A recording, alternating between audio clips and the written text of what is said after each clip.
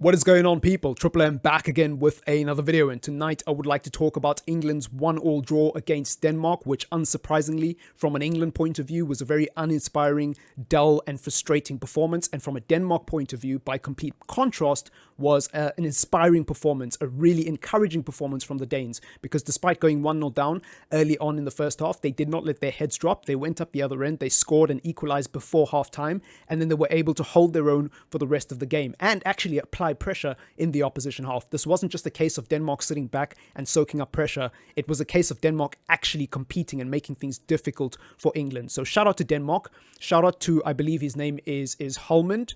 Not really sure how it's pronounced. The youngster who scored his first goal for Denmark ever, I believe, or at least his first at the Euros. I stand to be corrected in the comments down below. Shout out to him. It was an absolute perler of a delivery into the bottom left corner, hit the post and in. Pickford had no chance of saving that, so shout out to him. Let's talk about England's setup, because Gareth Southgate went for the setup again, and before the game, I had a feeling that this just wasn't going to work, because there were so many issues against Serbia, I believe it was, England's first game of the Euros, where I just felt like if they came up against a better team, they were going to struggle. And lo and behold, I was proven right. First and foremost, shout out to Denmark, because the way they defended, they made it very difficult for England to play through the middle. It felt like they were intentionally playing very narrow throughout parts of the game and forcing England to play out wide, which I think is a massive W on their part. They were not allowing England to play through the middle of the park. Every time Rice would get the ball in these situations, he would be forced essentially to go back. Now, this is partially because of Rice's inability to play on the half turn and progress the ball up the field,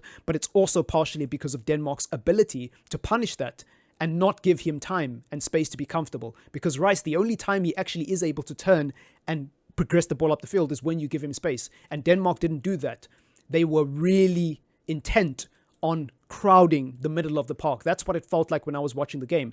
And this is something that Serbia failed to do. Serbia weren't really punishing this isolated Rice midfield as hard as they could have, because they just didn't have the quality and the structure and the organization. But Denmark weren't playing that game.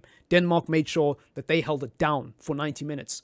On top of that, you've got Trent, who isn't a midfielder, somebody who can't play with his back facing the opposition. He doesn't know how to receive the ball to feet and play on the half turn either. So England had no options to progress the ball through the middle. The only option they really had was Phil Foden. And again, Phil Foden is not that guy, but what he was able to do a couple of times today was go on a few marauding runs through the middle. Again, he can't do it alone. I saw Phil Foden dribble past 2 or 3 red shirts, possibly 4, and then lose the ball because he just didn't have outlets. It was a moment, there was a couple of moments like that in the game. The first one genuinely wasn't his fault. There was no one to pass to. The second one was kind of debatable. Harry Kane was on the end of it. He could have passed to Harry Kane. But again, I don't feel like that's a Foden problem. Yes, you could blame his decision-making, but I feel like he's just not used to the positions that England players pick up. He's so used to having someone in a specific area of the pitch for Manchester City, and you can see that the patterns of play are not there with England. So personally, I'm going to go ahead and say that it's an England problem. And another England problem is Jude Bellingham and Harry Kane. I think there is an issue here, because Jude Bellingham wasn't particularly great today. He didn't score, he didn't assist, and he wasn't really doing much, at least that I noticed on the pitch. Maybe I'm being biased, maybe I'm being harsh, but I didn't really notice Jude Bellingham impact the game that much. And this is the problem with Jude Bellingham, is that I feel like he operates in the same zones as Harry Kane used to operate before Jude Bellingham's introduction into the national team. What do I mean by that? Harry Kane is a striker who, when he wasn't getting loads of chances and he wasn't scoring and he wasn't assisting, he's still involved in the game. Because if he's not getting service up front, Harry Kane is not a striker who's just going to sit and have no touches for the game like an Erling Haaland. Harry Kane is the type of striker who wants the ball. So he's going to drop deep. And to be fair to Harry Kane, he has the technical ability to do it. So when Harry Kane drops deep, he's not hindering the team. He's actually helping the team progress the ball into areas. I've seen Harry Kane occupy this zone on the halfway line and play a diag across the field and be genuinely confused and be like, wait, who is that? And then I see the number 9 on the shirt and I'm like, wait, damn, Harry Kane can pass like that? I've had so many moments like that over the years watching Harry Kane, where I sometimes mistake him for a midfielder because his overall ability is that good by comparison to other number 9s. So Harry Kane dropping deep is not an issue. The problem is he can't do it now that Jude Bellingham is in the team, because these spaces are being occupied by Jude. That's kind of what it feels like to me.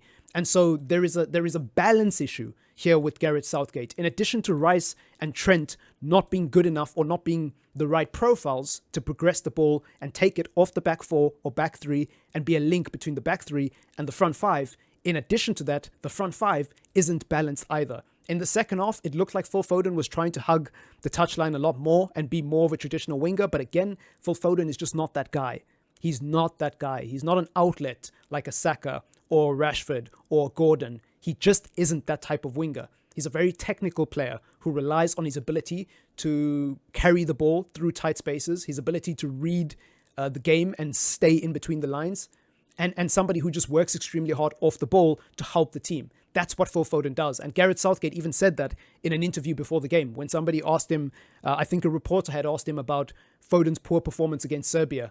I hope England played against Serbia, and I hope I'm not making myself look like a fool in this video. It was Serbia. I'm not going crazy. So yeah, the game against Serbia, he was asked about Phil Foden's performance in that game, and he essentially said that Phil Foden's work off the ball and what he contributes in terms of his off-ball movement, in addition to being such a good dribbler on the ball, is so important for England, and people don't focus on that enough. And it's so true. Phil Foden is a very pivotal part of this team because, unlike a lot of other players in the England camp, he understands the importance of making third man runs. He understands the intricacies of playing in between the lines and creating space. He understands the importance of availing himself and making it easier on whoever has the ball. As long as they're on Phil Foden's side of the pitch, he's going to do his best to make himself a good passing option because that's what he learnt at Manchester City. And so I feel like people are discussing Phil Foden, but they're over-egging the pudding and they're focusing too much on his individual qualities as a player and not saying, okay, but we know Phil Foden is this player. We know what his deficiencies are. We know what his strengths are. You as an international manager cannot be getting mad at players playing the way they usually play for their club teams anyways. You've now got to adapt and say, okay, I know who Phil Foden is. I'm not going to change him because I don't have time. I'm in the middle of a big tournament. What am I going to do? Am I going to adapt or am I going to die? And it feels like Southgate at the moment is dying. That's what it looks like. But anyways, I could go on for hours talking about England. I don't want to because I'm basically repeating and regurgitating the same stuff that I said in my previous video, and I am not an England fan. I've got better things to do with my evening than talk about this team. Honestly, if it wasn't for the content, I don't think I would be watching England games as a neutral because they are so unbelievably boring. And I'm not saying that to be mean. I'm not saying that as banter. It's just an honest observation from a neutral who genuinely, was excited to see some of these talented players play. It reminds me of the Portugal game. I was very disappointed when I watched Portugal yesterday evening. And I'm so mad at myself that I didn't watch the Turkey and Georgia game because that would have been a lot more entertaining than both these games. Portugal's game yesterday evening against Czech Republic, I believe it was, and now England's game against Denmark. What a waste of time. 180 minutes I'll never get back of my life. Anyways, let me know what you think in the comments down below. Denmark with a good point. I think a point that they will celebrate. England, not so good, but I think they'll be fine. They'll probably get out of the group anyways. Leave a like on the video if you want to support the channel. Subscribe to the channel if you are new. And as always, it's been your boy Triple M. Enjoy the rest of your evening. Peace!